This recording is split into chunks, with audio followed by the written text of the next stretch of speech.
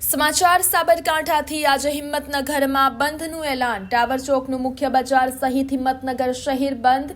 વેપારીઓએ પોતાના ધંધા રોજગાર બંધ રાખીને ખેડૂતોને સમર્થન આપ્યું છે।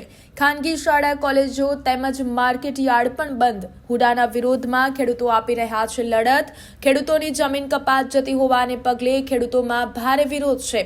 સતત 90 દિવસથી ખેડૂતો કરી રહ્યા છે હુડાનો ભારે વિરોધ। સરકાર સાથે બેઠક પણ કોઈ નિર્ણય ન લેવાતા ખેડૂતોમાં રોષ જોવા મળી રહ્યો છે।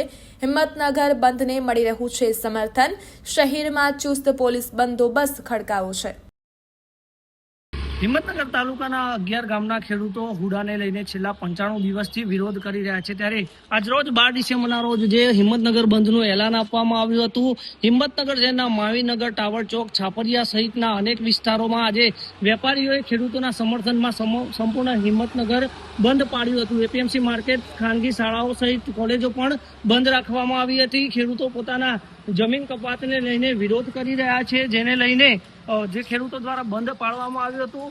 ત્યારે આગામી સમય પણ તે લોકોએ અનેક વાર આ વિરોધ કરી અને સરકારને રજૂઆતો કરી હતી। સરકાર દ્વારા પ્રત્યુત્તર ન આપવામાં આવતા આજે વિરોધ છે તે આગળ તરફ વધી રહ્યો છે અને આજના બંધના એલાનમાં સંપૂર્ણ હિંમતનગર સજ્જડ બંધ રહ્યું હતું। ત્યારે આગામી સમયમાં જો ખેડૂતોને સરકાર દ્વારા જે હુડા રદ કરવામાં નહીં આવે તો આ જે આંદોલન છે તે વધુ ઉગ્ર બને તેવું ખેડૂતો દ્વારા જણાવવામાં આવી રહ્યું છે।